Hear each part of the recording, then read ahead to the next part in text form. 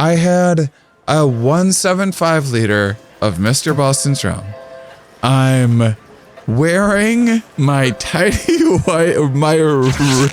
tidy whitey underwear around my head, and they're like, "Yeah, you can gamble at this table." There was even an adult, like an actual adult, at the table that was like, "Are you gonna let him?" Here, they're like, "There's no rule against it."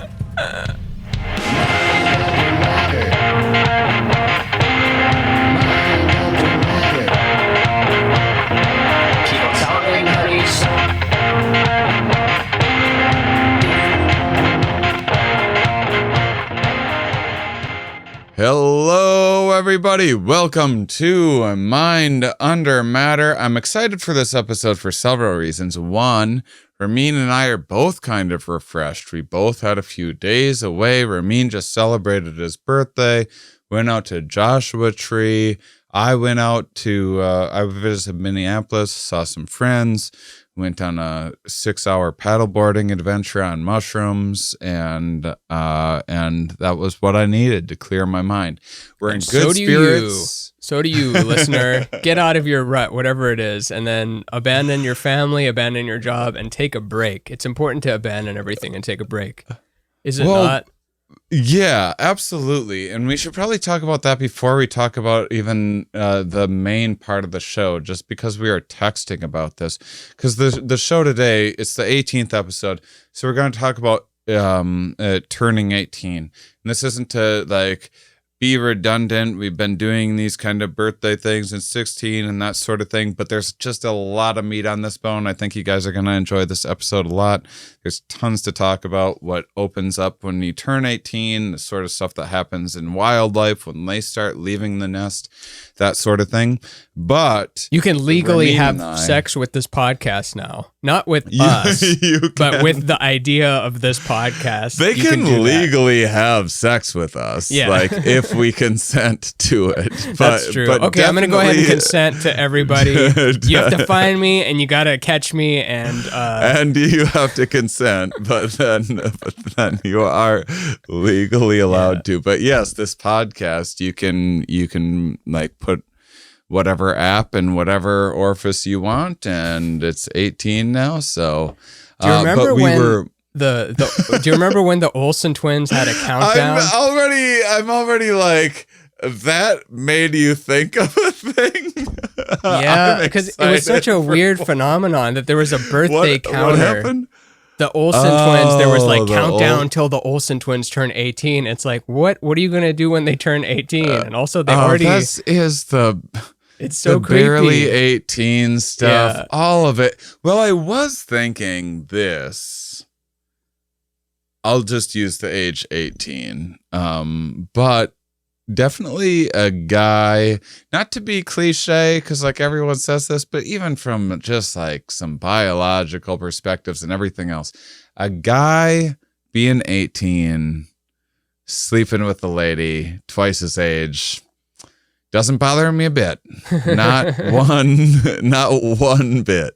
But the other way around, that bothers me. I think that's pretty creepy. I don't think that a 36-year-old dude should be banging a 18-year-old unless lady. You're Jerry Seinfeld in 1992 or something. But yeah, it is more predatory. I thought that was pretty creepy. It feels way more predatory for some reason. Well, that's the thing. I mean, yeah, so I guess I should be more specific. We are against predatory behavior, and it just feels like the predatory behavior is flipped like a little bit more in the condition where the girl's 18. Oh yeah, for sure. The guy being 18, like kind of without a doubt, right? I mean, that's not crazy to say. Yeah. And there is that little pocket fringe of like, well, yes, men can be predatorized and taken advantage of too, but that's like this little like smoking section that you put at the very end of the airport outside. Like, yes, we are here to meet your needs too, but and then the main thing that's going on. There's the whole other structure of awfulness. Well, okay. So, but before we start, let's talk about as you were saying, the getaway. We were talking about, we were texting each other about walls Yeah. Because we both had like the same thought on, I think, the same day. Exactly. And we were both, do you care if I say you were on mushrooms for future reference? Yes, I was on portobello mushrooms. I'm sorry. I should have asked that. No, I think, I've been on Tales from the Trip and all that kind of stuff. I wear a shirt that has Terrence McKenna saying, well, utilize shrooms. So, I mean, you do. I'm sorry to put you in an uncomfortable position. I don't mean to blow up anyone's spot ever. I'm overly forthcoming with those things at the risk of near bragging or something about my dumb psychedelic use, but I didn't mean to make assumptions. But you just had a lovely time on your birthday. Yeah, and we've talked about it so much. It's weird how every time psychedelics get brought up, I still make the same corny joke of like, well, this is what I'm speaking now is not technically English, so I'm not really saying that I did or didn't do anything. But it is, it's a weird thing where you don't want to be associated with a certain brand, but whatever. I'm going to associate myself with it. I'm going to associate myself with mushrooms, Terrence McKenna. Yeah. Just those two things, nothing else. Just those two things in a vacuum. It. They can't even breathe. There's no oxygen. There's just Terrence McKenna and mushrooms. He's like, well, I can't breathe. So what point is there to eat mushrooms? Okay, I'll add oxygen. Then we got the trifecta. McKenna, oxygen, mushrooms. I'm down with it. That's part of my brand. And I'm going to get a whole flux of whatever type of people with sacred geometry. Such a great vacuum filled with oxygen and mushrooms and a reanimated person. It's a heck of a vacuum. Oh, you can sell that door to door. There used to be these. I used to have some joke. It never went anywhere, but I enjoyed it. It was Those like are my our first favorites. year of comedy.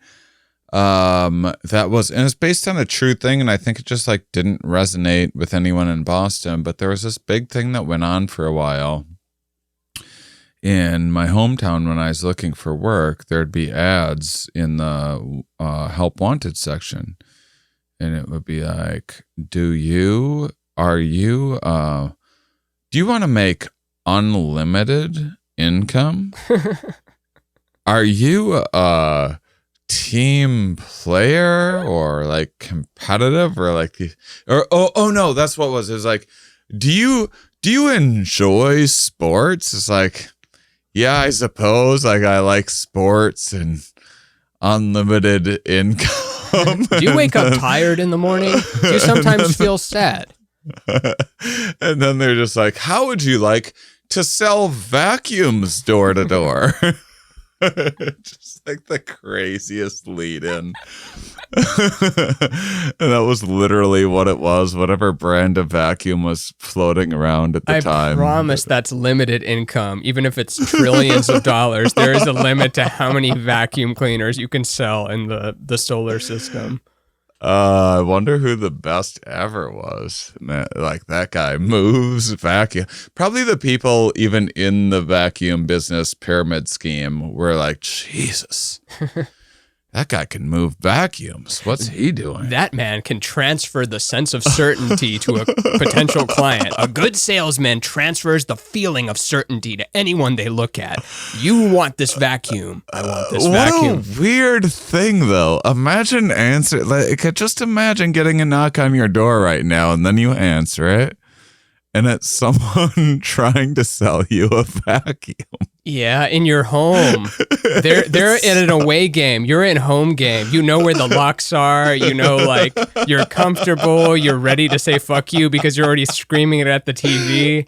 I love saying no to people. You have the advantage. Yeah, it's home game. And there's never going to be an away game. I'm never going to their house or their truck and trying to buy a vacuum. It was fun even when Greenpeace or something comes over and just be like, oh, well, thanks for coming over. Yeah, no. But what about no? So speaking of home, we were talking about walls. We were texting each other about walls and how, like, we had a very brief text interaction about this, but was just checking in to say happy birthday. But I had a whole journey on the Mississippi River between Minnesota and St. Paul. And it was like 6 hours. Took some breaks and stuff. Had some fun little adventures. And the whole time I was just like, why am I ever inside? Like, if it's not raining or something, why would I ever be inside? It's crazy. And then you had texted me something similar that night. We were just on the same page. Yeah, I said inside is poison, I think, or something like that. Yeah. Too walls much are poison. Yeah, walls are poison. Excess walls. Yeah. I remember there was one night where we were out in a, this was years ago, but then the whole group was outside looking at the stars, and I had to go in and pee. And I remember being inside, like standing in front of the toilet, and just could not wait till the piss was over, because I was like, I have to get back outside where the action is. Inside sucks. And like normally you would just be like, no, it's nice to be inside and pee and have a moment. But this time I felt that pull of really wanting to be out. Inside is so sneaky because it's so convenient. It's like fast food or anything else. It's just so convenient. There's so many benefits to it in a lot of ways. You have shelter. There's like a feeling of stability. There's access to computers and Wi-Fi, all these different things. And it's also just like the norm of people want nice houses, and then you want to show them the inside of the kitchen that you just redid, and you entertain and have like different rooms for different activity. I guess like professional entertainers are like, okay, it's now the time to move to this room, and you like mix it up. You ever hear the Sebastian bit of like what his thing is? I don't have any hobbies. I like to entertain people. Like, for example, I don't smoke weed, but if you come to my house, I got it. You like Orangina? I don't like Orangina, but I got it. You want one? He just has everything because he's all about entertaining and has all the drinks and things. That's in case funny. You want it.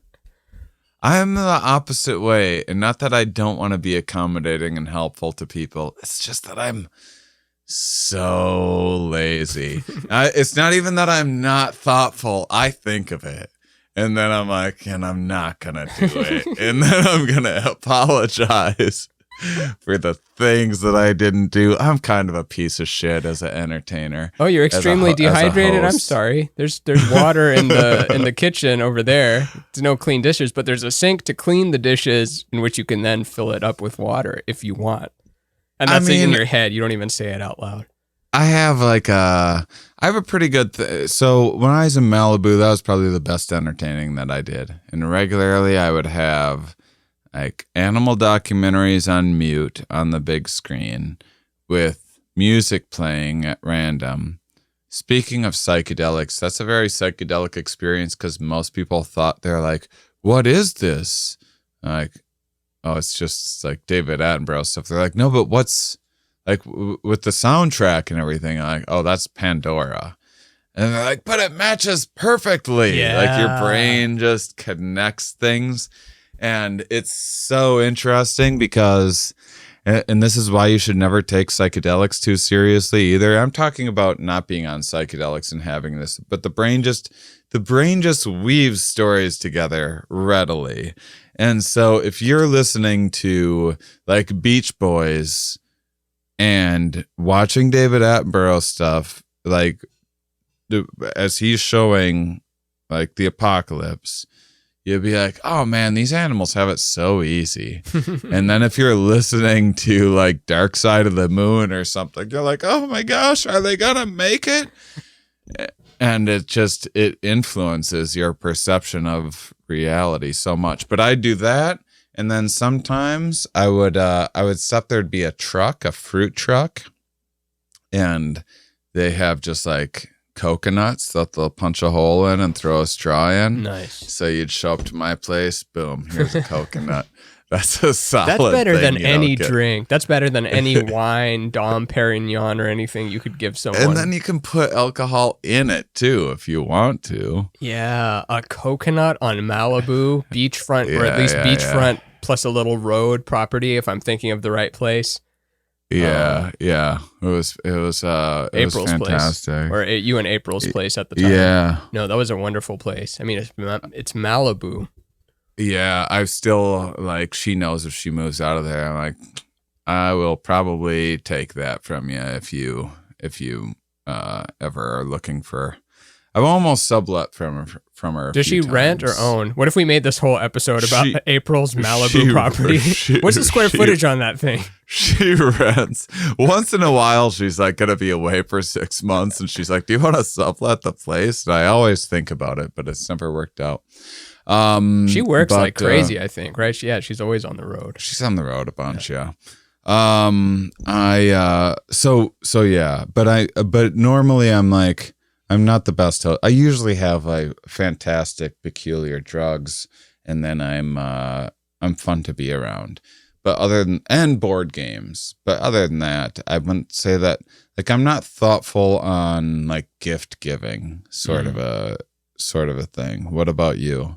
I'm good with it. I'm not good if I don't pay attention to most, but the ones I do pay attention to, I put a lot of energy into it. I put a lot of thought and stuff into it. But also, as you get older, there's not a lot of, I mean, what can you still buy nowadays?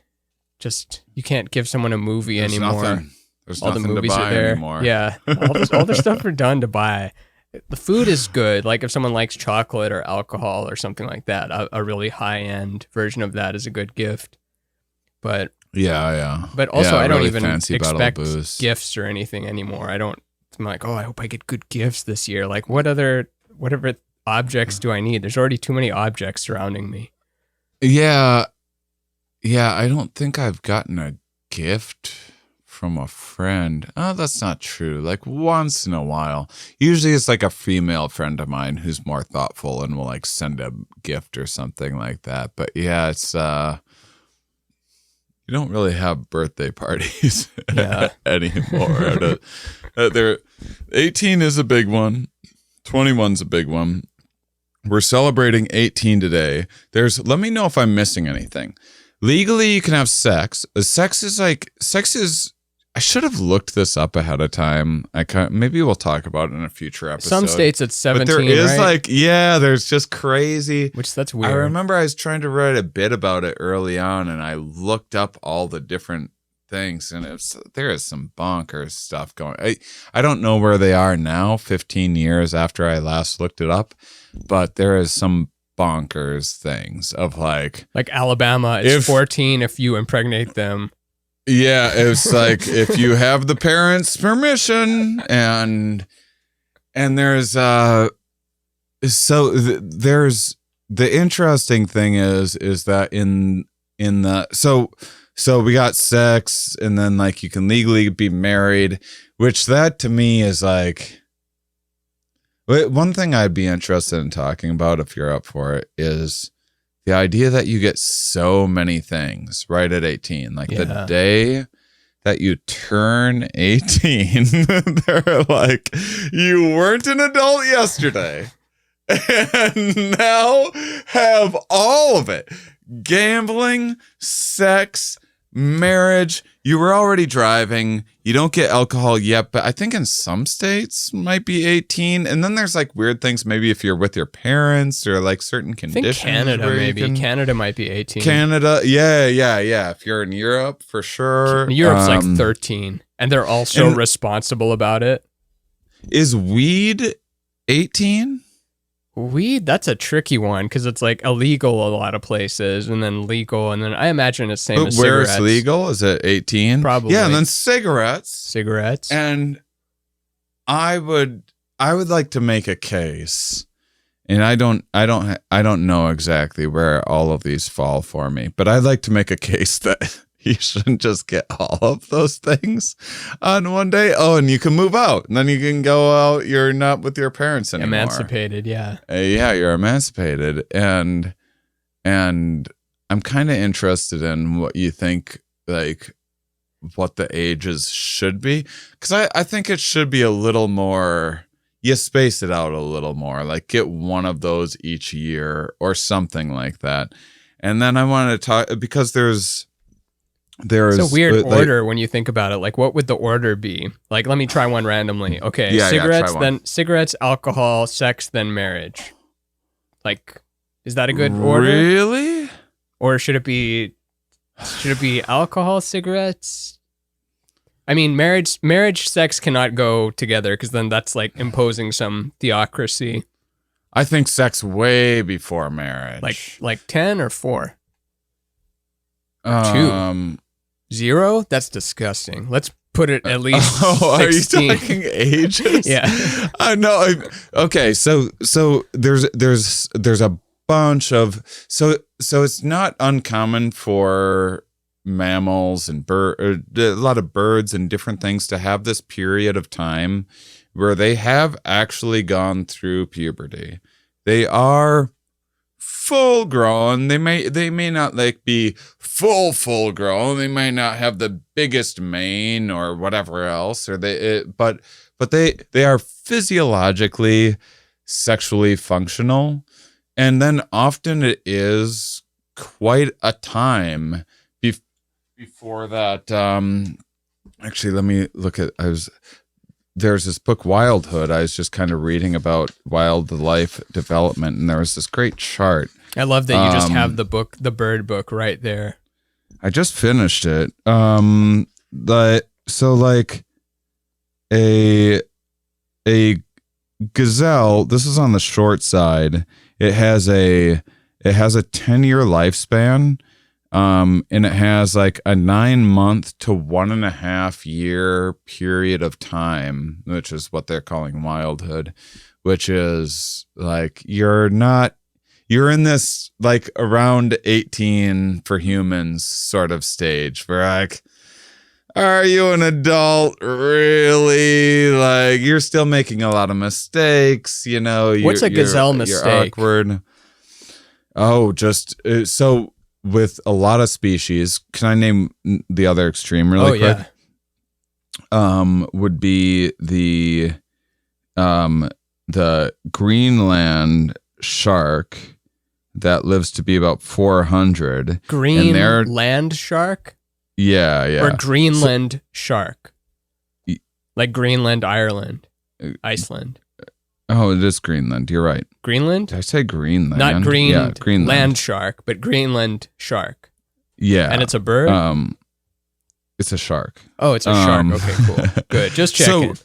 So they're by this little quantification here, they're saying humans are living, you know, around 77 on average, and their like development of this from like when they become kind of mature is somewhere between 7 to 11 years between the time they become mature and the time they like really know how to like function as an adult.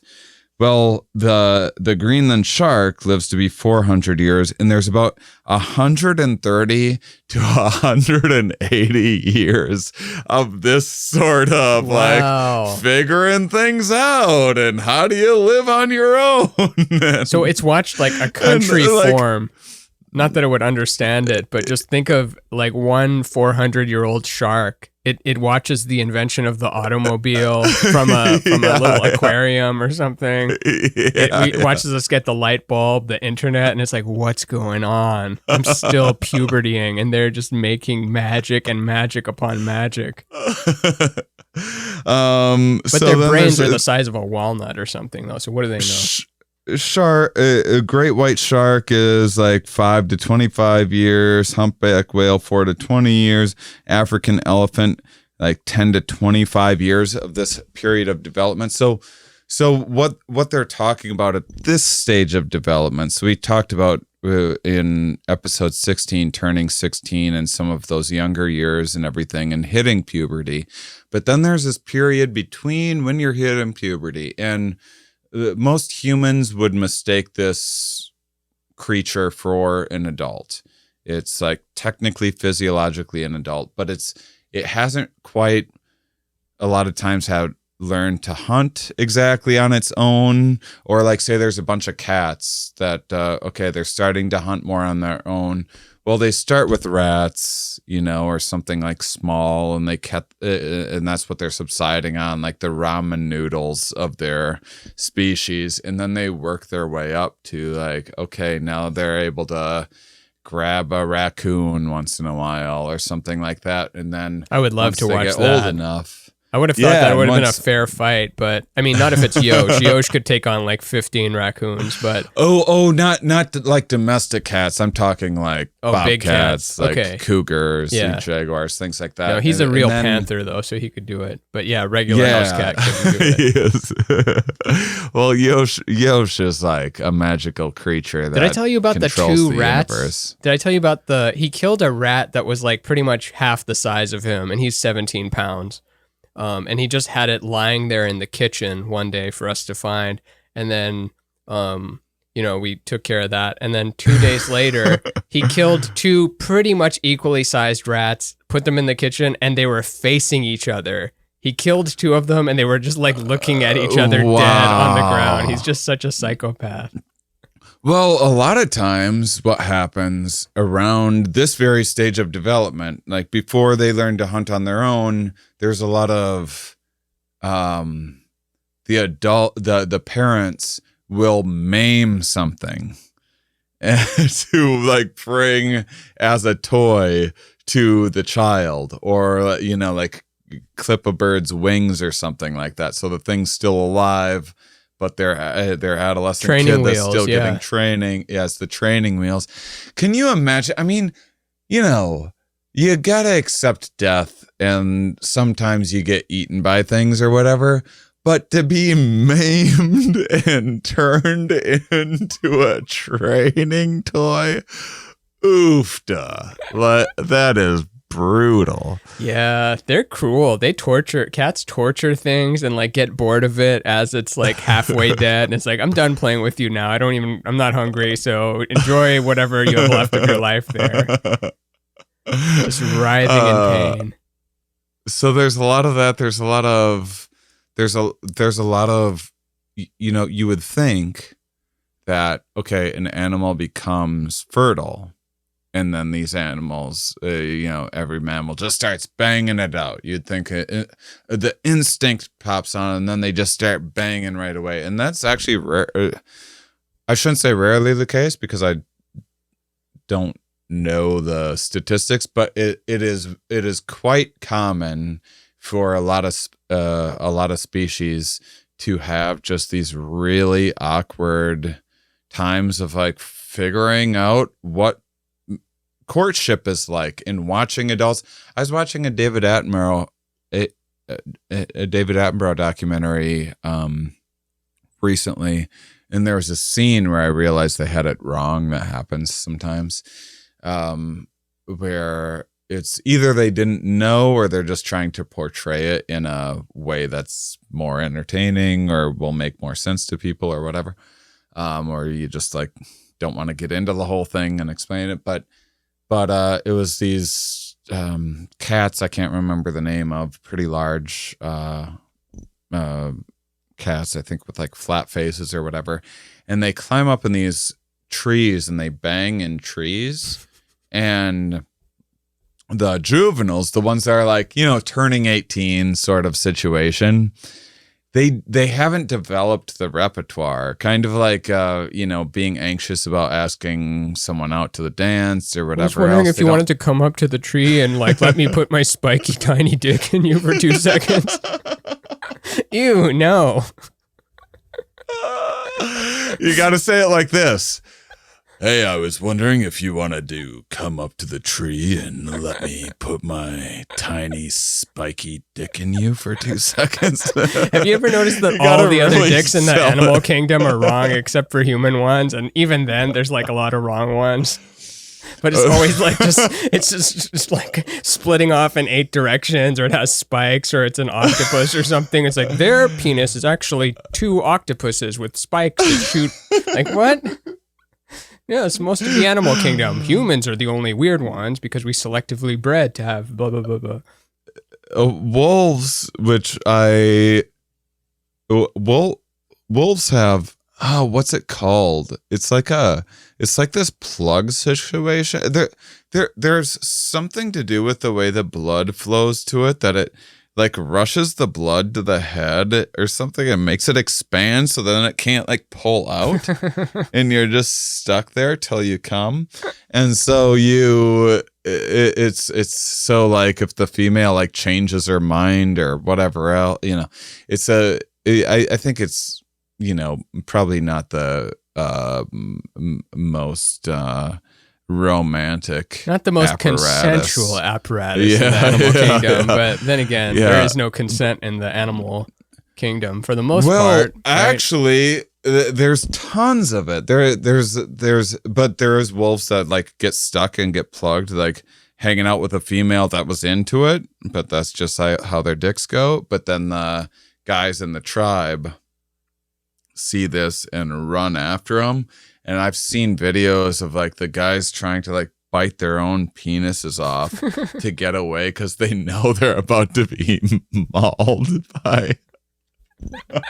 Yeah, I guess high school is pretty all right. Like, we're all worried about like, high school, I've got this test next week and I'm worried. And then it's like they have to worry about their gang of wolves. Auto amputation. Yeah. Which by the way, do you know what they call auto amputation? Because usually it's not a sex thing. Usually it's like a last defense sort of. What do they call it? Like insects will like rip a wing off or arm off or whatever, like lizards just to get away from they'll regenerate stuff. They just call it.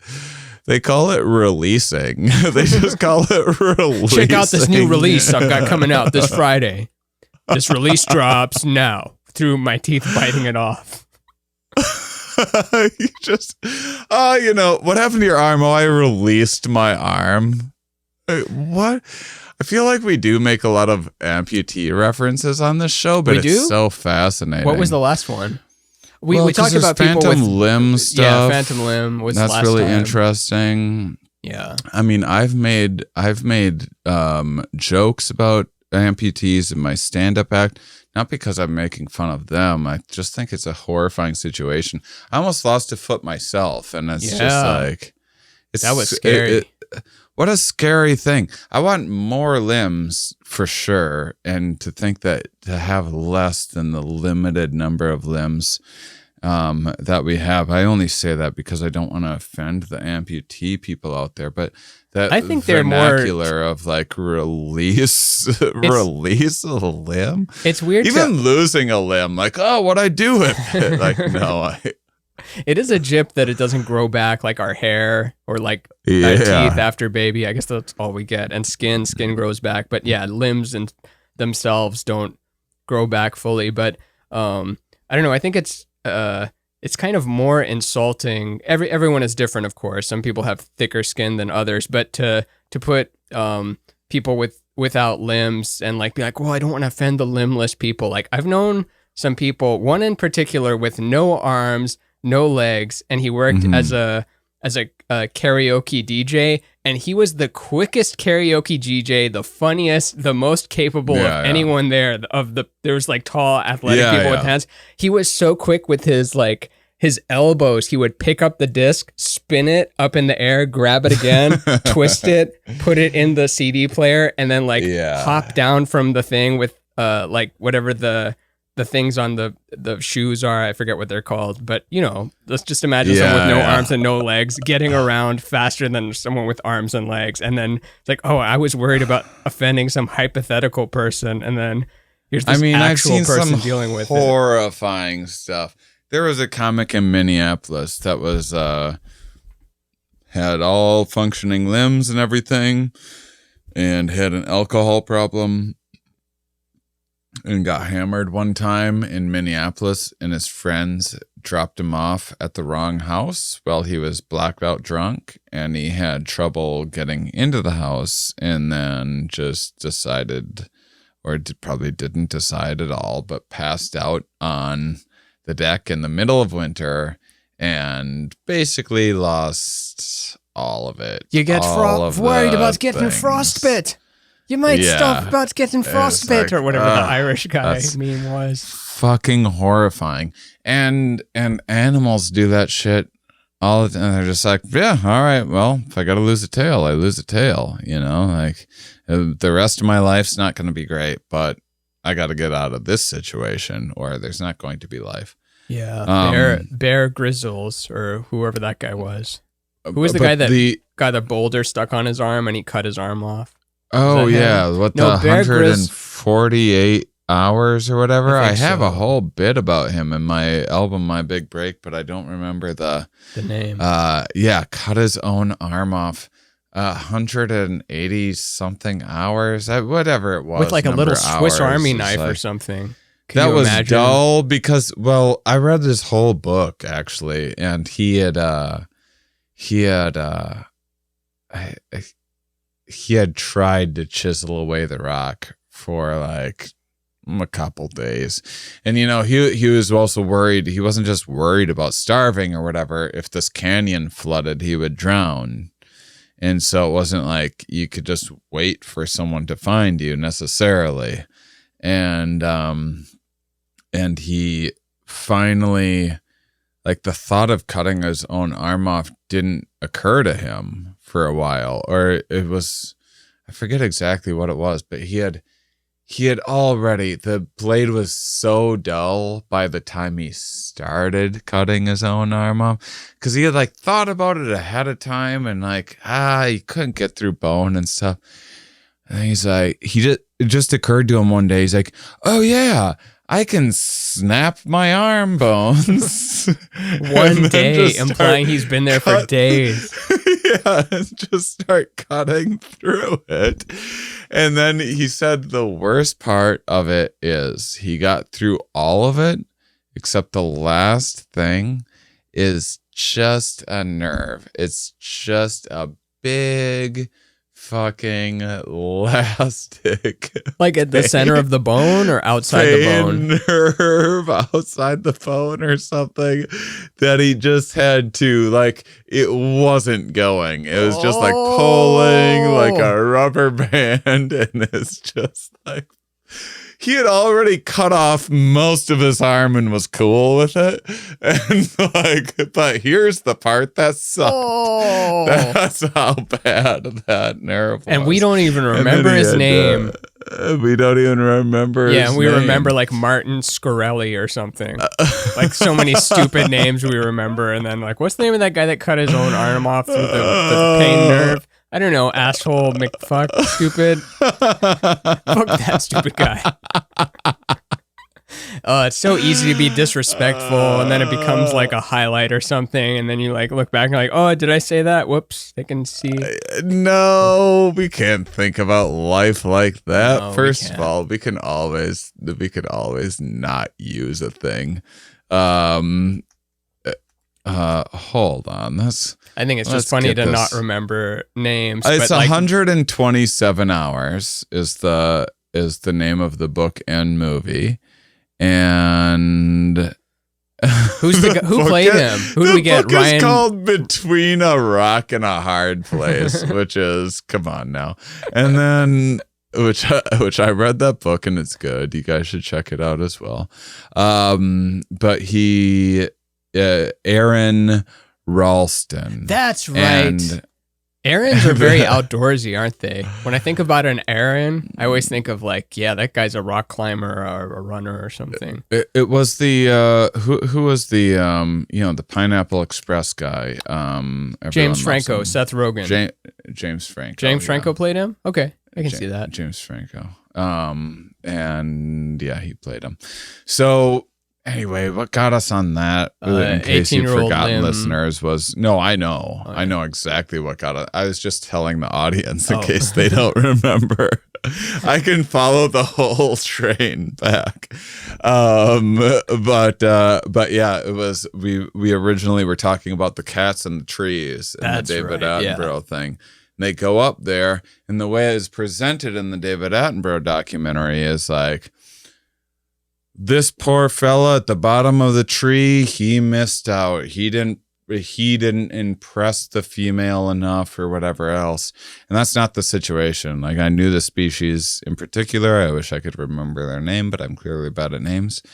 And the situation is that juveniles in a lot of species, and especially this one, when they hear mating calls and stuff, they go with the specific intent of watching the adults bang, because they don't know what they're doing yet. Not like they wouldn't know how to put it in, but a lot of species do have pretty consensual... It's not the caveman beaten over the head with a thing. I'm talking a fruit fly touching another fruit fly in the leg, and both of them deciding, yeah, this isn't actually like gonna work out. Well, what about the club in the head thing then? Is that a myth, or did we actually do that? No, it's unlikely. I would say that rape in humans is non-existent, or at least was more rampant in a post-agricultural world than it was in hunter-gatherers. Wait, if you're in a tribe of people, more in agriculture or more in hunter-gatherer? Oh, more post-agriculture. Oh, interesting. Why is that? Once there were societies, and once you could move around more, you could be a psychopath. Whereas when you were in the same tribe of 50 people, there's no getting away. Yeah, you can't steal. You don't just rape someone and then show up the next day and like everyone's cool with you. Hey, it's me from the tribe. Like, no fucking way. That doesn't happen. It doesn't happen in hunter-gatherers that we know of. Not that there's like some Garden of Eden utopia in hunter-gatherers or anything like that, but certainly there is. People would have a pretty poor argument to say that there's like something very natural or right about this kind of forced, like, various forms of forced copulation, which there is like that's another weird thing too, that just the word, right? You know how like Eskimos have 100 words for snow, and then there's 100 words for rape instead of one. And the reason why that's like sort of important to decipher a little bit is just because people need to know what to watch out for. Because you see something in the movie of like someone being physically dominated or something, but that isn't preparing people for like a Harvey Weinstein effect or whatever, which can be just as, maybe not just as, but like pretty fucking detrimental to people and just as sleazy. Yeah. You're talking about assault, even if it's not a penetration assault. It's still, And even if it's not using physical force, which is how it's typically, and that happens with the animal kingdoms too, where it will look like there'll be like, I think chimps do this sometimes, where it will look like pretty consensual, but it's just that like a certain male has harassed a female so much leading up to this mating season that she knows it's just easier to like give in or whatever in this particular situation. There's like weird things like that, and that's not even the norm within species. It's just primates in particular are flexible, and so there's different environments where different things have more of an advantage.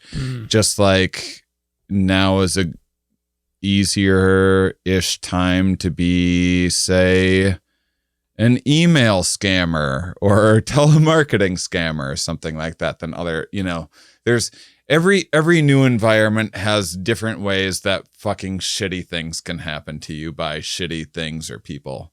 Yeah. There's more at play. There's more to be taken advantage of.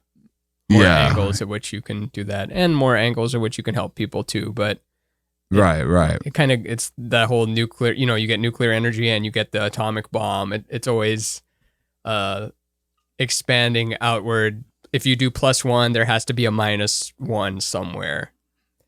Nature loves symmetry in that way. Yeah, right. And the idea is not to like protest too much or whatever else, but you sometimes hear these arguments. I remember 30 years ago or 25 years ago or whatever, when I was growing up, of being a teenager and hearing things like, well, if there's grass on the field and like that, those sort of like very immature, but hearing them from adults. Yeah. And I was like, well, that's actually not how it works. Not just because we've decided morally as humans, but referring to a child's pubes as grass on the field. It's like there's something fucking wrong with you, honestly. And it is such a tricky issue to figure out like what's unnecessarily shaming and everything else. But all of it is to say is people might be very interested to find out that there's so many species where you are kind of sidelined and awkward for a long time in the mating game. In the mating game and in the resource game. A lot of species, they get better at hunting. They get, they achieve more expertise. They get larger over time. They establish more dominance. They get more. It's just humans aren't the only ones where that happens. And so when you're 18, to me, being 18 was like, I don't know, sort of a frustrating time and exciting time at the same time. Like I wanted to get laid so bad when I was 18. But you're at the bottom of the trees watching. Yeah, I was at the bottom of the trees watching. You get porn at that time. Oh, it's weird because much of it. I think I lost my virginity. It was either 20 or 21. I know it was like, it was me and a girl talking in a bar, but it was a bar that's that actually I know not losing your virginity. Oh, I know, but I was like, because I was in a bar, it makes me want to say I was 21. Oh. But it was a bar that I go to regularly before I was. I think I was 20. But I remember feeling like that was absolute torture. That I was like 5 years behind the curve of all of like my male counterparts and stuff. And it was like the source of insecurity and interesting. You didn't have nerd friends? I had some nerd friends, so it didn't really bother me much. And I was in high school when American Pie came out, so there was that whole narrative too, where they're all like, "Well, we haven't lost our virginities yet. We have to do it before graduation, otherwise they'll think we're gay in college." Like it's all just centered around not being gay. Now they probably did one. They'd probably frame it differently, but right. No, and when you think about it, it's you were so frustrated then, but imagine you had been careless and then climbed up the tree when you shouldn't have at 16, and maybe you got someone pregnant or gotten super HIV at a time when they didn't have the thing where you can stop it from becoming AIDS, which I learned now that you can. Zero. They've like cured AIDS, or not cured AIDS, but they've like done a lot Big with time. HIV. Like you can be with someone with HIV positive and not get it if you take some kind of thing.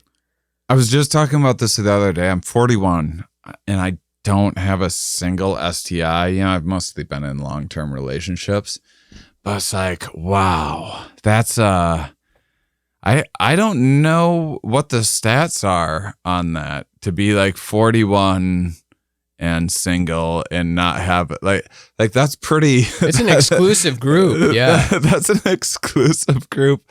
And at the same time, I don't think STIs are what we make. Like, I'm deathly afraid of them. Probably why I don't have one. Yeah, me neither. I think that they are.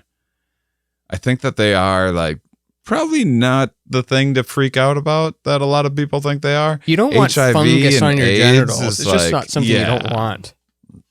Yeah. Life's hard enough. Oh, this fungus is very safe. Like trying to commit. No, this is totally cool fungus. But yeah, I had during COVID last summer, about a year ago, I had a AIDS researcher who, I didn't know this at the time, but yeah, I guess there's if you have HIV, I guess there's a medication you can take so that it never turns into AIDS, and you can't spread it to anybody. That's so wild and amazing. I was listening. Do you know Matteo Lane? He's a comedian. I think he's New York based. He's absolutely hilarious and has like the most perfect body and is an oil painter and what else is an opera has singer. AIDS? No, does not have AIDS, but he was talking about I mean he wasn't around this time, but he was telling the story of talking to other gay men in the 80s and how it was like forced coming out in the 80s because before everyone would be in the closet, but then if you got AIDS, like you couldn't be in the closet anymore. It was called the gay virus, and they would put if they caught you being gay, they would put your license plate in the front page of the New York Times, and then you'd get fired. And we've just come such a long way from that. So as annoying as it is that there's, every June, every corporation is doing rainbow Oreos and rainbow this and like, hey, we're on your side. That's way better than what we had in the 80s where you're. Yes, I lived through that. Yeah. And there was, isolated epidemic of that. And then I guess straight people started to get it too. So then they had to take care of it. They had to start finding a cure for it. Yeah. Now people complain about virtue signaling. People are being too considerate about one another. Fuck off. Oh, should I not do anything good? Okay. No. But there's that. So it's not unusual. Just like humans have a tough time teasing apart, like different states have different laws and everything else. I think so. I find the younger laws like weird. The ones that are like, well, if she's 12 and you have the parents' consent, I think that's absolutely absurd. But I also think that there should be some sort of sliding scale of the years apart that you can, like we mentioned last time, I think like if a 17-year-old is with a 19-year-old, that should just be okay. Doesn't bother me. And then there just needs to be some like gradual increase in the acceptable age difference, and some fine line where we're not sexually shaming a certain. Like, I feel like 25 is just a good cutoff of you got at least most of your prefrontal cortex. Like, have you ever what thought? More can you hope for? Have you thought like, what if there was 100% birth control proof and 100% STD proof? Like, how would that impact way we look at sexuality and age in that? Of course, you still don't want to go too low in the age, but would it still be like that strict of a thing like 18? Yeah, there's a lot of considerations going on right now just in terms of within, like, I have a couple female evolutionary psychologist friends where I've seen this over and over again. They're starting to kind of raise the alarm of there's this odd mismatch. There's a lot of evolutionary mismatches of novel environment that you weren't kind of, you didn't genetically evolve for, very different than what your ancestors were in. And there's nothing like specifically for this situation. And one of the odd ones is because of birth control and because of condoms and everything else, and awareness just generally, and testing and treatments, and this is physiologically, in terms of disease, in terms of pregnancy, the finest time for promiscuity in all of human history. But there's a big caveat. That doesn't mean that your many psychological adaptions haven't changed and caught up along with that. That doesn't mean that just because you can have a one night stand with someone that is physiologically consequence free, that it's not going to fuck with your head because of evolutionary pressures to make you, say, regret short-term mating strategies because they could have been exceptionally costly in an evolutionary environment. I mean, for a female to raise a child by herself is exceptionally costly. For anyone to raise a child by themselves, but because females have like actual grow the babies inside of them, they just tended through most species evolutionary history to have a higher cost. And that was and so there's like maybe a mismatch there. Like we could theoretically physically be fucking way more casually than we do, but there's no guarantees that's not gonna fuck you up mentally. Yeah, and you and I don't have kids, and we are not 16, so this is kind of like irrelevant to us. Like whether it's what if 16-year-olds were consent and not 17? It has nothing to do with you and I's life, but it is interesting looking at like this is not a complaint or a praise. It's just an observation. But you look at like what a teenager looked like in the 50s versus now, and where that's going, and it's obviously way more sexualized as time goes on, and maybe that is a result of the birth control and stuff changing. And I don't know when that stops, or does it even slope up to where I'm watching a show like Euphoria on HBO, and the way it's depicting teenagers is like so much raunchier than Basic Instinct or Eyes Wide Shut or any other movies. There is some talk that maybe that's more media hype than what kids are doing. Actually, kids are doing. That's probably true, because I wasn't getting down with nothing. I mean, certainly the amount of like fucking porn and stuff that you can see, even just out of curiosity. Yeah, it's Moore's law with porn. Just it doubles. Curious person. I was talking with a friend, female friend. This wasn't even a dude friend telling me this. I was talking with a friend yesterday who was telling me she got into for a while just like some odd curiosities about porn, and one of them is that apparently guys will like pump saline into their genitals as some for like saline drip. What's saline?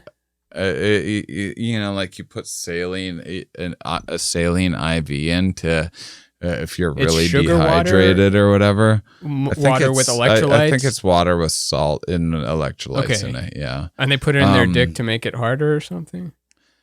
To just make it like softer? to make it like, no, they pump their genitals like full of it. I'm not saying like make it a little bit, like I'm saying it will like expand to a football, and, like, a watermelon. Testicles will be like cantaloupe. A watermelon and two cantaloupes, and a watermelon and two. That's the art for the week. That's gonna get us taken down. No, that's tame. But the idea that kids can see some shit like that is like, oh my God, it does. I'm 41. I like to feel like I'm hip or somewhat considerate or not kid phobic, but that's crazy to think that you can just go on the tube and see like just people banging. Okay, I was fine with accepting that kids can figure it out, get online, they see adults bang. We had Penthouse in the local woods that the friends said, whatever. But that they can watch someone just like putting spikes in their genitals and doing fucking crazy. Oh my God. There was a porn star that shared some art I made recently, and you know, sometimes someone shares a thing and you just click on the profile and like, what's this person? And I just click on it and it's all like double anal incest and nothing but. Like, it's almost like the specialty is only double incest anal, and it's on like, and Twitter doesn't censor pornography, so it's just all there. And I mean, we've talked about this before, but you know, you had to get a magazine, a video subscriptions, blah, blah, blah, blah, blah. And now it's just on the phone, depending on how I touch the thing, it shows up. It's wild.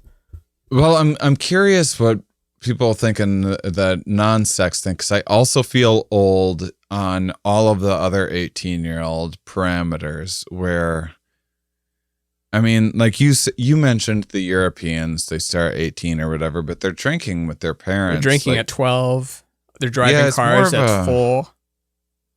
They do their taxes at 3. That's like a French-German guy or something. I was trying to pick up on what that was. I enjoyed it. Someone wrote a comment recently. I meet that guy. I don't know how to interpret it, but they said something like the impressions are 80% good. I don't know if that means every impression is 80% there, or if I like hits 80% and misses 20, but I'll take it either way. I would interpret that as, if I had to guess, that 2 out of 10 impressions, they have no idea what the fuck you're doing or who you're talking about. Me neither. Because we do some like, we just talk about like all the funky Homo sapien and people that most people have no. We talk about, and like Mike Kaplan and stuff. We don't do impressions of famous people. Yeah, I don't have a Rock impression like or a Kevin Hart 20,000 Instagram followers. I think that's a reference to. Yeah. Not the quality of the impression. But yeah, because I think. So here's a controversial take. I kind of want to put cigarettes at like 25. 25? Interesting. That makes it more appealing, though. Does it? I mean, I still smoke once in a while. But I smoked for like 20.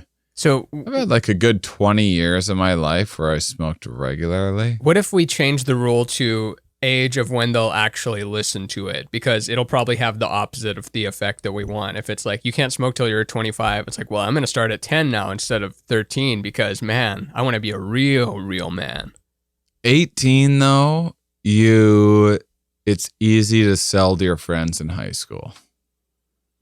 Outside of that, 25... prefrontal cortex, boom, that's bumping. Oh, that's right. And then so also, you're not gonna... that's kind of my standard. But then also it's like harder in colleges or whatever.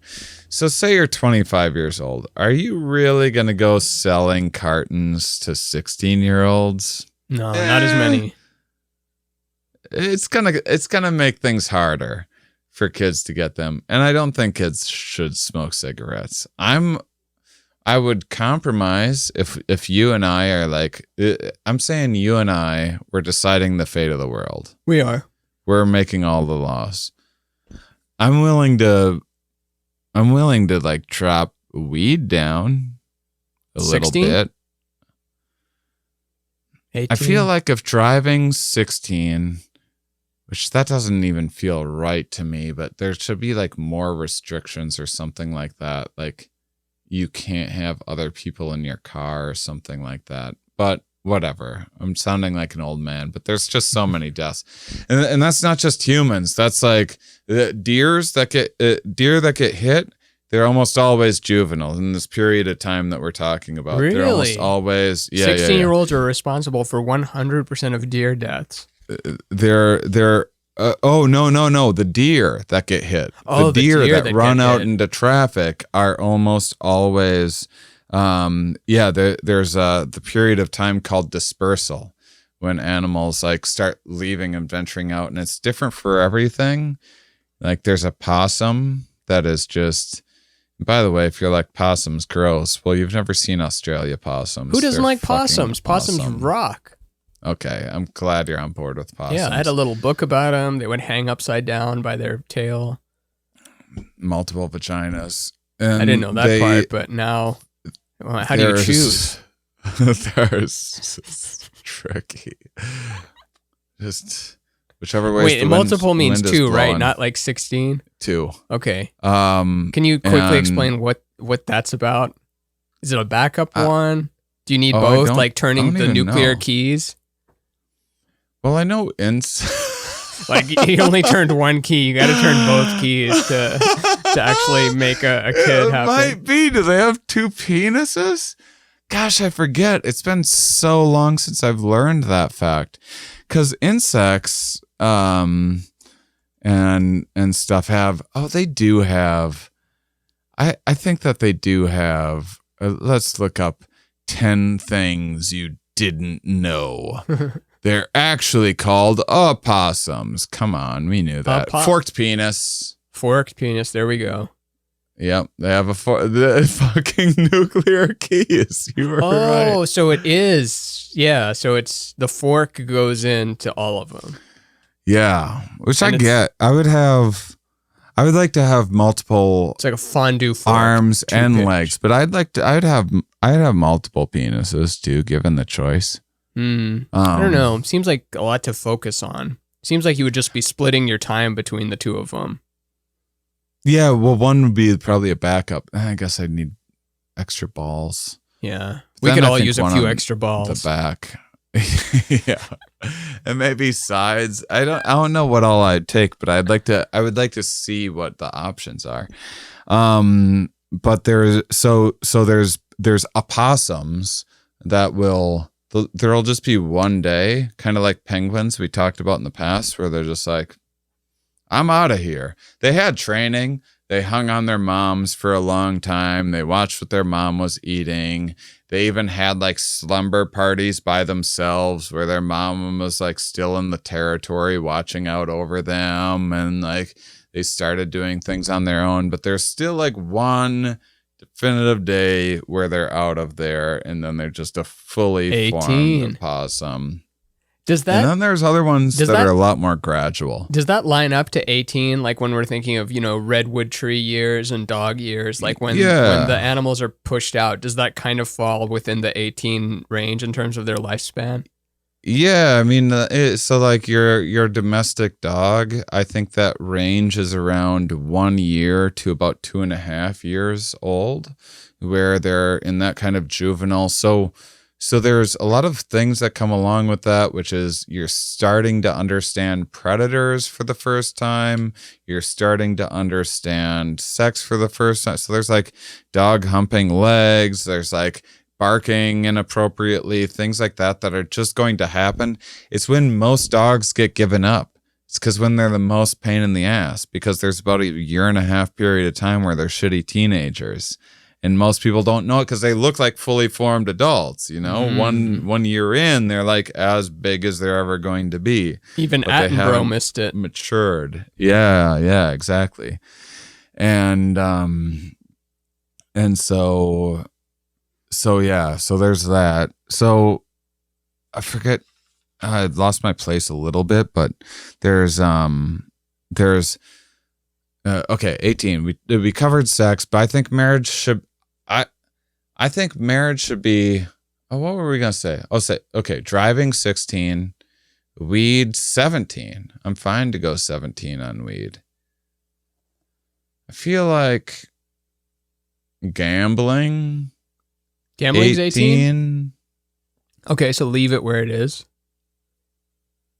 I feel like drinking 19. I don't know. Feels like the Europeans have that figured out better younger, but maybe it wouldn't work in America. Maybe Americans are just different. What do you think about drinking? Earlier. What do you think? 16. Okay. We'll just put you down for 16. Demystify it. Demystify the hell out of it. What are you doing with driving? I kind of want to space everything out by 1 year. We don't have to, but in my world, Maybe driving is 15. Ugh, it seems awfully young. But yeah, but maybe they're alcohol. already doing their learner's permit. Alcohol 16, driving 17. What about this? Might make things too complicated, but driving, but up to a certain like area. Like you can only drive within like a 20-mile radius, and then it expands to 50, then it expands to 100. I feel like we can put driving wherever because it's going to be self-driving cars soon anyway. I don't know about that. Speaking. The more I look into it, the more it's like, I think it's going to be like 20? What? What are you giving it? No. 20 years? Self-driving cars? Yeah. Maybe 10 or 20. Honestly, I have no idea. It could be tomorrow, but the more I read about it and hear like how all these projected, so fill me in. The projected dates are all missed, and besides the technical problem of all the little individual scenarios it can run into and stuff, like we forget the implications of if we did figure it out, like what it would mean to everything else, like how many other industries would collapse as a result of it. Right. And so would they implement it if they're going to put like all the truckers out of work and things like that. But honestly, I have no idea. I don't know how to make one line of code for a self-driving car other than like X-axis move forward. That's it. I can't stop it from killing anyone. I can't make it break. I could probably just make the car print hello world. And then, yeah, I mean, the truckers are gonna go out of business really soon, and that will be a thing that we'll have to make. 20, they're like 20% of the employment and delivery drivers, everything. There's Postmates, DoorDash. That's the most popular occupation. Trucker is a driver. Yeah, trucker, delivery driver, Uber, taxi, all of any sort of driving thing gone. I would love it. We better make up shit for them to do. It's like I lived in Portland. They're like, you can't fill your own gas tank because Oregon. It's all full service as an employment initiative. We're going to have a person that you pay to get in your way, to slow down your trip. Instead of you just filling up your car and being done with it, you got to wait 10 minutes to watch some other idiot fill up other cars. It's to dumb. Pay more for the gas, to then feel like you got to tip them. And it's not like they want to be there. Just cut everyone's work hours to 30 hours a week and like sort it out. Yeah, we need some sort of universal basic income and just have some sort of base needs health-wise and money-wise and shelter-wise met. And then after that, you can make as much money as you want. But it needs to be in a way that no one can drop below a certain line somehow. Because you can't. But I don't know how to implement that. It's just all pie in the sky for me. But it's also pie in the sky to be like, well, we better not have a faster internet because if we do, it'll put people out of jobs. Like, well, sorry, the internet's going to get faster. You aren't going to stop that. It is what it is. Can I take a bathroom break really quick, actually? Should I wrap or should we pause this? I'll just keep talking and then we can edit it out. It's going to take me a minute. Should I pause it? Yeah, just pause it.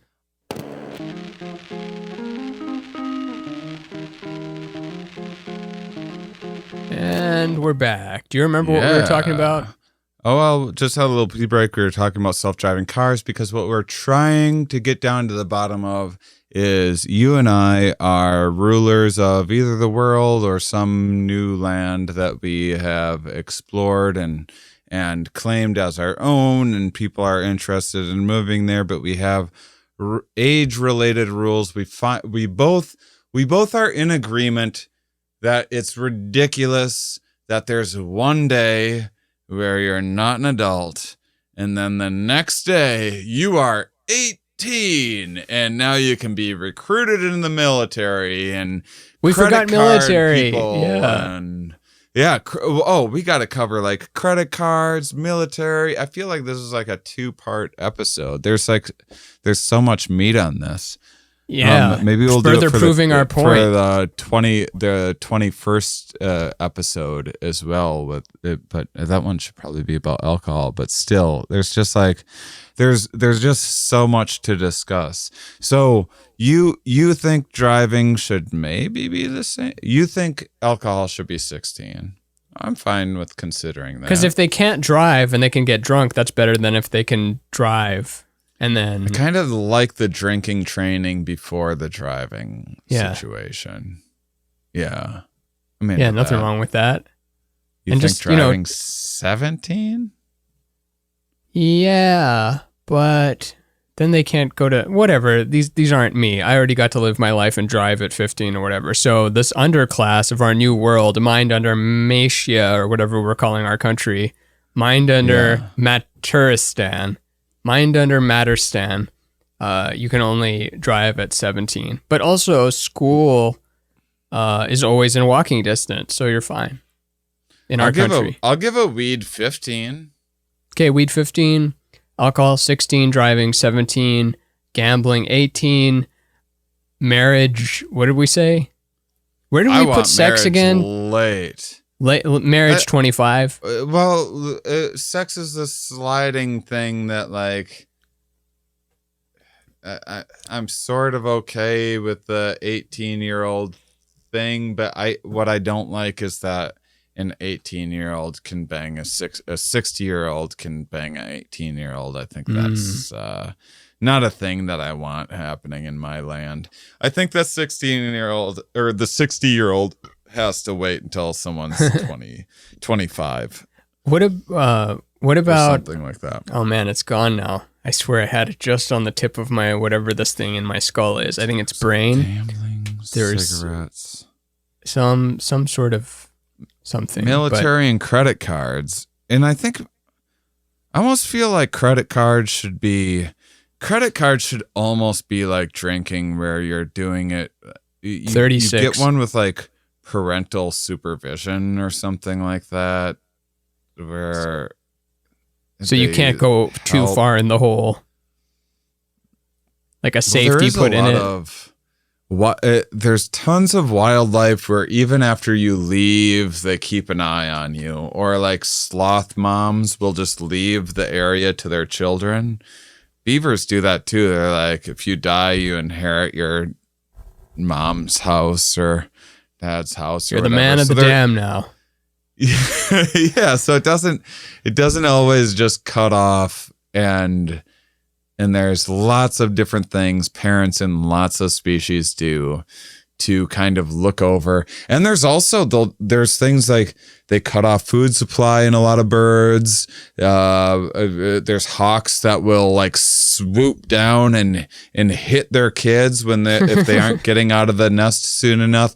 And then there's kids that have delayed dispersal that there's delayed dispersal in a lot of species, but some of them end up kind of being babysitters a little bit. Like instead of going out the first season they can go out, they hang out for a little while longer. They end up getting bigger and they end up learning how to child rear and everything better than their counterparts.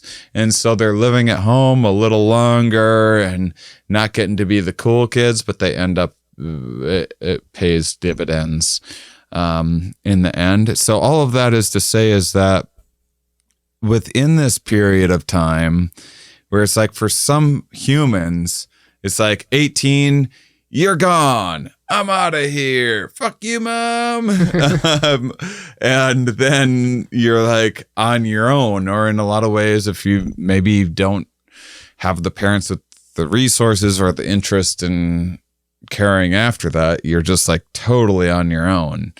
And so there's got to be things with like alcohol and credit cards and stuff like that, where in an ideal situation our form of governing would create some sort of space for that, where you don't just like this day you get to drink alcohol everywhere, but you have you get to see it happen much in the same way that you watch porn to get a sense of, oh, okay, is that what you're supposed to do?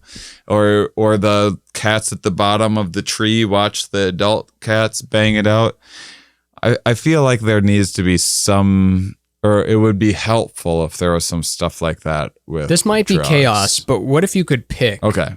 What if you could pick and be like, okay, you're 15. Which box would you like to check off? It's like, cigarettes or driving. That's interesting. I'm going to pick driving because I don't really like cigarettes and I'm probably not going to get laid and I don't want to get married and gambling is kind of dumb. Well, then your friends, you'd work together. You'd have to work together as a team, like Power that would make Rangers. Your friends. No, your friends would become who you choose the thing with, and maybe your friends at 14 change once you're 15 because it's like I started hanging out with the cigarette crowd afterwards. And they wanted to be in the fuck crowd, and I wanted to be in the drive crowd. I think you want one of every box if that's in true. your system. But then the sex person can't do anything with the other people. This is unless a fun system. There should be a board game about it. A board game where it's like, pick your vice.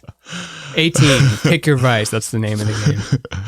I had here's a thing that happened when I was 19 or something, and it has to do with so many of these things all at once. It's a friend's bachelor party. Strip clubs, that's another one that happens 18? when you turn 18. That's it's related to sex, but it's a different thing. I'll give it its own category. Yeah. And you can dance at them too. 18 is when you can dance at them, and it's when you can go to them. Friends. I was in the Wisconsin Dells. Oh my God, where were we? Or something close to that. World's largest water park, but that's not why we were there. We stayed at this casino, and then we went to a strip club called Cruising Chubbies. I think. Is it plus size people, or it's just chubby like boner? Like boner. Oh, I gotcha. I was like, oh, that's interesting. And they probably wouldn't have called it chubbies if it was plus size. Probably have a different name. But chubby isn't derogatory. Chubby can be a body positive word, right? I don't know. Yeah. I mean, chubby's adorable. Yeah. Depends on the tone and stuff. Yeah. Depends on the tone you're yelling at someone. Yeah, for sure. Depends what name you're yelling at someone. Hey, chubby! You don't hear that screamed to a lot of people. No, I forgot about the term chubby referring to saline in the genitals. I completely forgot. It's such an elementary school term. I was always a hard alcohol drinker. Because beer, if you're watching YouTube, I'm drinking beer today because I control myself with beer. If I only drank beer, I would never have a problem with alcohol. But I was drinking hard alcohol. We got booze to underage drink. Oh my God, that's what happened. Holy shit. Okay, so we go to this shady strip club. We're already drunk when we arrive because I think we can't drink inside or something like that. And we're sitting in Sniffer's Row, what they call it, which is the front. Sniffer's Row. Sniffer's Yar, Row. matey. And so dumb.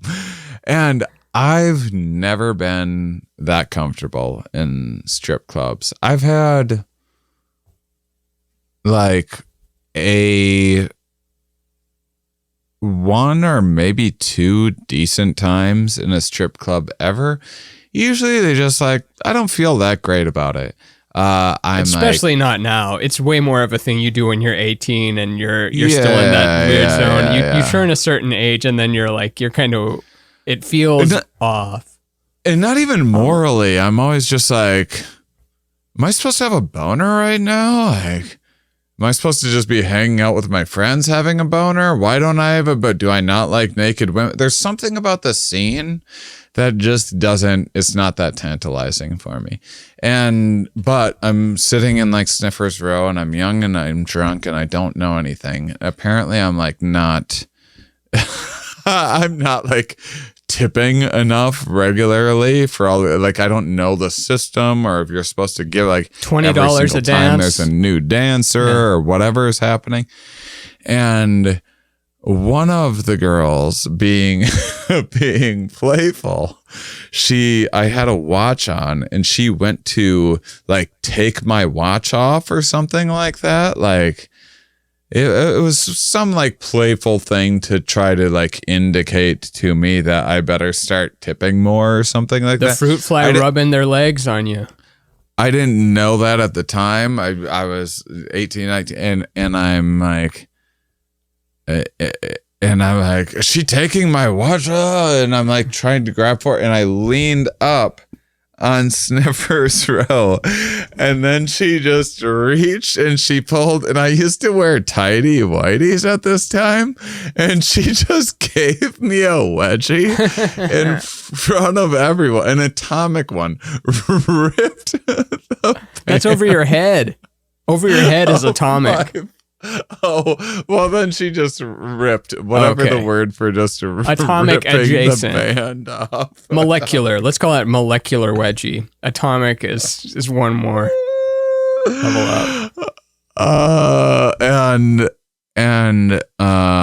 I eventually like figured things out and tipped them appropriately and got my underwear and watch back. And then we were staying at a casino. And they let you bring drinks. Like you didn't have to wait. You didn't have to buy alcohol or wait for someone to come and serve you. You could bring your own alcohol down to the tables.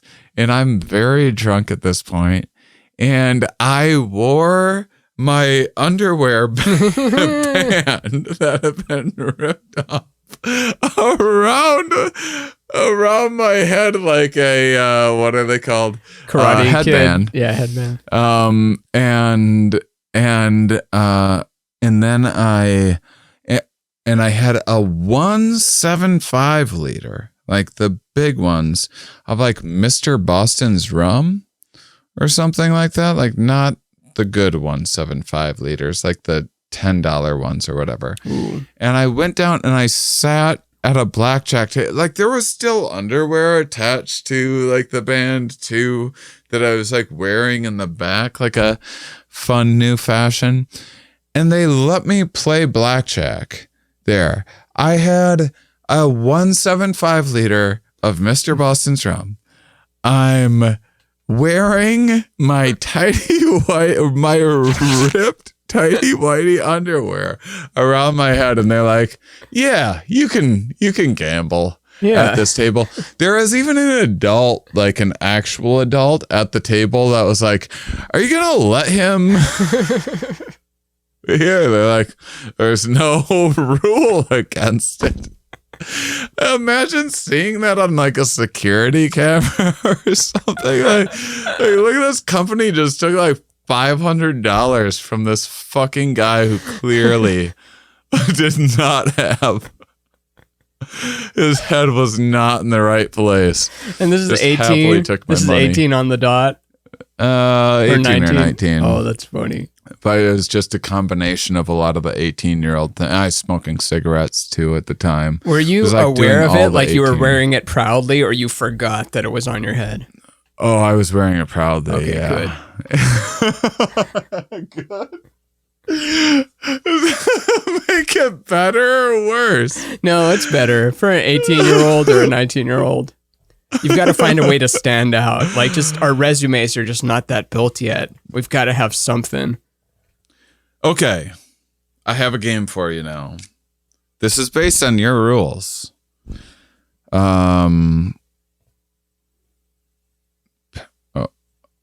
What's pet ownership? Pet ownership must be 18. That's like 2. Like if you go to a pound, Like if you go to a actually pound. get it, so the parents own it. Oh, because there's tattoo as well. You can get tattoos. So many things. How do I know so many people that had tattoos before 18? They just got it illegally in Mexico. Illegally. You get them with parents involved, I think. I feel like I'm the only human without one. That were like, yeah, come on. I don't have a tattoo. Oh, cool. 2 humans without it. Maybe that's why we're doing a show together. We're the only 2 that don't have tats. Nothing wrong with tats. Love looking at them. Love what the thing is behind them, but just never wanted one. I generally don't like them. I do like the. They all 3D. just look like the Monster Energy drink logo to you from far away. Just to people that don't care about tattoos, it just looks like you have Monster Energy drink and mom with like a heart and arrow through it, and that's it. That's what a tattoo is. Yeah, but that means something to you, and that's great. I generally don't care for looking at them. I saw a pretty cool one recently, but I've seen more mistakes than ones where I'm like, now that is a great tattoo. There's have you seen the 3D tattoos? Like just where blue it, and red? Looks like the inside of someone's leg or something those are kind of cool. that. Yeah. Those are pretty awesome. Yeah, I mean, the anatomy art. I appreciate art. Like you see the bone and the muscle and the nervous system and stuff. That's cool. But okay, so we're gonna go by your own rules. But we're also your cloning. We have our own land that we've taken over in this governing body where you get to pick one each year starting at 15. Mm-hmm. And you've cloned yourself, and so your 15-year-old self, just like you were when this Ramin was 15. It's my little Boba Fett, like Jango Fett made a clone of himself for Boba Fett, and it's just exactly him, but he's small. Yeah. What do you check off? Should I go through them again? Because we got on the table. Well, what happens at 18 right now is cigarettes, gambling, we think weed, military, pet ownership is like a weird thing to put in there. Maybe tattoo, credit cards, and then there's alcohol's on the table because it's in some states and some countries. And and then there's like, we also didn't talk about prison. You can't go to prison. You can go from juvie to prison, like on a certain day. That's funny. Is also bonkers. That is like, well, it would have been 30 years less for murdering that person if you would have done it this day before. That time. Man, I would pick prison. Prison, I would put at 25. Driving, I would put at 15. So you can go to prison whenever. Yeah. So you can be in juvie until 25. Like I'm thinking about it right now. Like so many of these don't apply to me. Like I feel like I would put sex later because I was a late bloomer like you. I was also 20 or 21. And sex and marriage. Yeah, sex and marriage I'd put later. I'd put driving kind of early. I want marriage after sex. Yeah, of course. Way after sex. Yeah, we're not Ben Shapiro. Although I get that perspective, which he articulated it once as you don't meet someone and then decide to get married. You decide to get married and then you try to meet someone. That's a better way of doing it. If you move in with someone and you spend 9 months with them, you're less likely to stay together married. Whereas if you meet somebody and then you just marry them within 3 months and they both want to get married and have kids, you're more likely to stay together forever. That's what me and my wife did. We met each other. My wife's a doctor, and we met. And then 1 month later, we got married, and we have 2 kids. And one boy wears a cowboy hat, and the girl wears a dress. Sometimes the boy wants to wear the dress, and I say, no, you don't wear a dress. You're a boy. You get to wear a cowboy hat. And you know what? He likes the cowboy hat. He liked wearing the cowboy hat more than the dress. I recommend you try this with your kids. And so he just goes on that. But like, I'd never heard it articulated that way before. I'm like, weird. You decide you want to get married, and then you go find a marriage person, which some people think that way. Like that's more traditional or something. But I was so much more like, no, I'd never want to bond with someone permanently unless it's the person. Like I like the person first, then you want to be with them. My brother-in-law, who I was good friends with in high school, I had reservations about him marrying my sister, to say the least. It's great now; we're great friends, but that was a tricky situation at the time, and he had dated and stuff like that before, and they were going to get married without living together, which I thought was jumping the gun. And I thought, had a pretty convincing argument, which is like, oh, if you just live with each other, there's always an out. It's not the same like level of commitment of just like actually taking the leap. And like, yeah. That's my point. I'm like, you should it shouldn't be like you stay with someone because, well, there's no outs. We tricked ourselves and we like handcuffed ourselves together, and thus we won't break up. We better make it work. I feel like, why not just communicate? I think that's insane. Yeah. Yeah. But to some people, that's like our version of it is insane. So there you go. Yeah. Which is why like I'm weird about marriage. If we move the date up to 25 for everyone, that's weird because some people don't want to wait that long. Some people want kids at 21. They just feel it in their body like, oh, I was supposed to have 2 daughters and a boy by 22. And that's understandable, especially with women's limited fertility. But what if there was something else that we called it? so that juvenile marriage, like what I'm saying is, say you're 18 years old, you have kids, you get married. Like, I wouldn't blame you for getting married if you get pregnant at 18 years old, but it shouldn't have to be such a messy situation like later on in life because that one didn't work out for you. It should be a less combative form of divorce than the brutal things that we see movies made about. Yeah, it should all be better. The divorce industry is pretty bananas. Yeah, for sure. For sure. I mean, I know people have to eat and people have to have a divorce business, and they would be very sad if they wouldn't have the divorce business. But at least from what I've heard, and you see that just both sides just end up getting money drained out of them, and the lawyers kind of play, not all of them, there's probably ethical lawyers, probably maybe more ethical than not. I doubt it. Mm-hmm. But they're just gonna they kind of meet with each other. They go to the lawyer parties together, like, oh, who you've got? Oh, I've got the Henderson account. Oh, you've got Linda Henderson? I've got Ron Henderson. Maybe we squeeze these bitches for like 6 years and get all their money. That's the thing, because a lot of court, sorry, cut you off, but a lot of court things are there's a defender and a prosecutor, and one of them is correct in some way. Maybe that law shouldn't be there, and it should be annulled or something like that. And it doesn't always go the way that it's supposed to, but like that is like a part of the justice system. And like defenders get people that shouldn't be in jail out of jail, hopefully sometimes, and prosecutors punish people that should be punished for a crime sometimes, and that's the idea of it.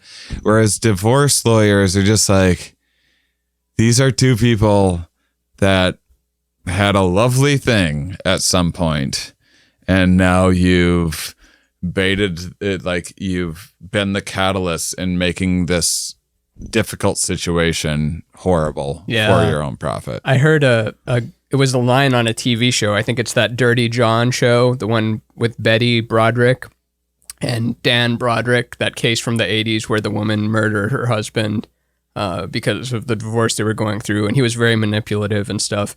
But the counselor sits down with them and says, like, well, the goal here is to either have a better marriage or have a better divorce. And I really like that line, doesn't occur in regular therapy, because one-on-one therapy, you can't divorce yourself. You're always you. But if you go to a marriage counselor, then, oh yeah, maybe we can give you guys a better divorce if you can't make a better marriage work. Mm-hmm. Yeah, that's interesting. Yeah, that is a difficult thing of being a person. Like, oh yeah, I can't. I'm just with this guy for 24/7. Yeah, you try to move somewhere else, and then there you are. You move, you go to space, you're still there in space. You go to a different galaxy, you're there in a different galaxy. There's no escaping you. You are by definition you. So you got to find a way to like being a you better. All right. So as we wrap up, because I kind of want to revisit this topic again some other time too, because what if we did a Patreon 18 part 2? Yeah, or I mean, we could do it for the 19th one. Yeah, maybe it'd be too redundant. But there's so much to say about the military recruiting people that young. There's so much to say about predatory lending, which we've already touched on. Getting married so early. I at least understand banging it out so early, but marriage, like, what were you doing? I get I get the drive. I get the, it's really hard to stop nature, but marriage isn't nature and instincts. It's just this bizarre, contrived thing. Yeah. Some people like it, I guess, early, but also they don't later. Some of them, I've been to a lot of, maybe not a lot, I've been to like 3 or 4 weddings where they're divorced within 6 months. And these were people like when you're, I was like, 19 or 20 or something, and you're at someone's wedding and you're like, oh, wow, they're adults now. Like, that's crazy. They're already getting married, and this is like, they're going to probably have kids soon. And then like 6 months later, you see they're not friends on Facebook. All their pictures of each other are gone. You were at the ceremony and you saw their ritual and the notes they read to each other, and you're like, man, they've got it figured out. But they didn't have it figured out. They were still figuring it out. Yeah, I like, I've heard multiple accounts of like male friends of mine where their significant other or wife has decided that they feel they are still a blossoming flower. Oh, they want to sow their wild oats? That's been I've seen some of those, yeah. Yeah, which I get it. Like, yeah, they didn't know. Like, I believe that you are still a blossoming flower. It's just like, is there a group that you learned that phrase at to explain? Like, was that a Google search? Why is there multiple accounts of ladies being like, I'm a blossoming flower? They're just tired of that one fork dick that they married. But and women are kind of brought up to think that, in order to be successful, you better not wait too long to get a husband, and you got to settle down, start having kids. So there's probably more pressure on them to start a family than it is for men. Men, it's like, well, you can be a bachelor, get your career, maybe you'll have kids at 40. But women, like, once they're 25, their family is probably like, when are you gonna do the thing? So that probably influences the earlier marriage sometimes. Yeah. Well, I like that. I like the thing. So the thing about picking a new one each year, as we wrap up, is great because it gives you control over it. So it's your choice. Mm-hmm. So that makes it feel like less like you're in a prison. It gamifies it too a little, doesn't it? Thing. You look forward to it at age 12. And it gives you something to celebrate every birthday. And people don't need to worry about what to get you for your birthday. You get a thing for your birthday. You get a freedom for your birthday. It's kind of cool. Yeah, a new door unlocks each year. I feel like it should be. I'm gonna quick say. Do I go down to? I don't feel comfortable going down to 14.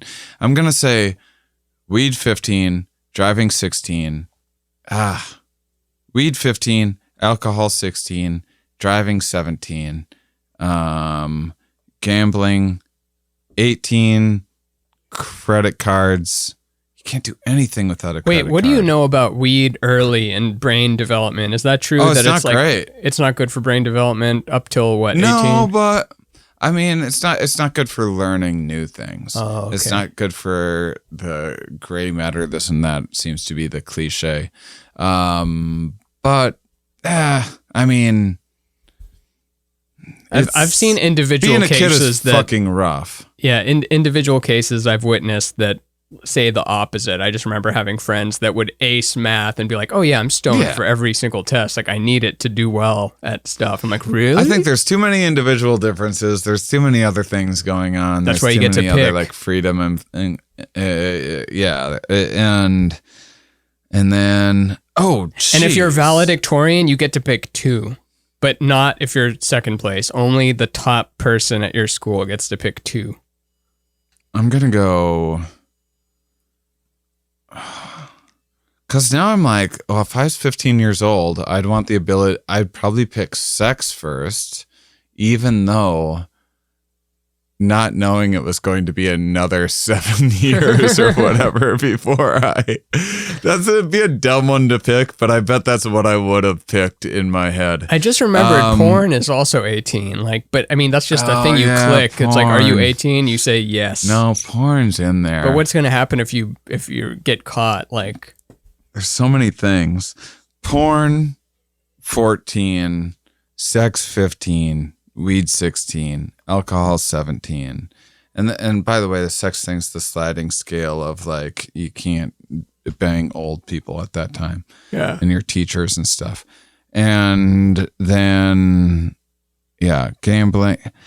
I'm putting like cigarettes. I'm putting military second. I'm putting, the like around 23 or whatever is marriage, 24 is military, 23 military, 24 marriage, 25 cigarettes. That's a little harsh on cigarettes. Yeah, but anyway, you got to pick one. One person has to pick the short straw. One. Do you have a pick? Let's see. Tattoo. We didn't even check a tattoo. Yeah, tattoo. I'll put like after cigarettes even. So weed 14, driving 15, alcohol 16. I don't even remember what the things are now. Sex at gambling, cigarettes, sex, marriage, military, credit cards. Military last, credit cards a little earlier. Build that credit up. Because you need to have credit cards to build up the credit. Build the credit. Sex, I'll put it 19. 20. I mean, I'll just randomize the rest of them. The ones that I don't remember, like military, cigarettes, tattoo, I put all in the sauce I don't care about. Like those sauces are just going to stay there on the table. I'm like, oh, you want my military sauce? Here. Well, if it turns into a draft situation, then you'd probably opt for much later. Maybe I'll put that last just as a safety. Because there's not going to be mandatory marriage or mandatory tattooing either. Mandatory military, but that hasn't happened since the 70s, right? Yeah. I remember there was a threat of that under Bush, and I remember thinking, I mean, our island is going to be so awesome that there's probably going to be some need for security and that sort of thing. So we got to consider that. I was hearing someone, or no, we'll save that for next time. Well, so that's turning 18. Yeah. So happy 18th birthday, our show. Yeah. And what you can get us again, if you wonder if your love language is gift giving, the perfect gift you can give us is a good review on iTunes. It helps the show a lot. It helps boost our viewership. It helps our the financial situation indirectly, which results in us being able to pay the employees so that they don't have to drink their own urine like at Amazon. We're working on fixing that. We have a target date where our employees do not have to drink their urine after 2026. We are putting that in pencil and we are standing by it. Yeah. No more urine drinking after 2026. We have I mean, that's kind of their own. We gave them a series of boxes and what they get each year, and they thought they were calling their our bluff with the drink your own urine, no longer having to drink your own urine thing. Jeff Bezos should make his employees do that, because the fact that they have to pee in jars instead of bathroom breaks, that's like, oh dear, that's That's mistreating workers. But if he made them drink their own urine, you would think, no, he doesn't. That's made up. But then meanwhile, he's doing it. Can I also say, that we talked about, I thought we might have been a hair too kind to billionaires last time, because you made a lot of good points about like, why do we care what billionaires do to our money? But we didn't talk about from a policy end of things, which is a whole other conversation we should have another time, because I'm pro taxing the rich. For sure. I think way more. Yeah. We were just talking loopholes. about like, we were just talking about in the system that we have, if someone has X amount of money under whatever system, like why criticize if they're going to space with it or some other thing? They're not, they're not necessarily waging a war or doing whatever else or dumping pollutants or something. Yeah, because I was coming from it from the angle of they could be much worse, and maybe not. Maybe I don't know what they're really up to, but I just, when you look at real dictators and real sociopaths and stuff, it's like they could be a lot worse. They're not the best. They're not Bernie Sanders. They're not Mother Teresa. They're not you and I. They're not the most charitable maybe people, but like if they're just taking the penis-shaped rocket out and throwing an orange back and forth and stuff, like it cost what, $25 million to get them up there. They could be chopping off heads. They could be doing much worse as mean chimps. So we're lucky, Absolutely. but maybe that's just an optimist standpoint. I don't know. I mean, are they as generous as our incredibly generous Patreon supporters who aren't billionaires yet believe in a product and support it anyway? Of course they aren't, but we were simply making a point. And next show, we're maybe talking about psychedelics. Yeah. We haven't decided on the topic of the next show. We got to record some bonus episodes. Tax all the billionaires. Like that, tax all of them, sure. Tax them all. Yeah. And and that's it. Until next time. Keep on salivating, honeys. Ding.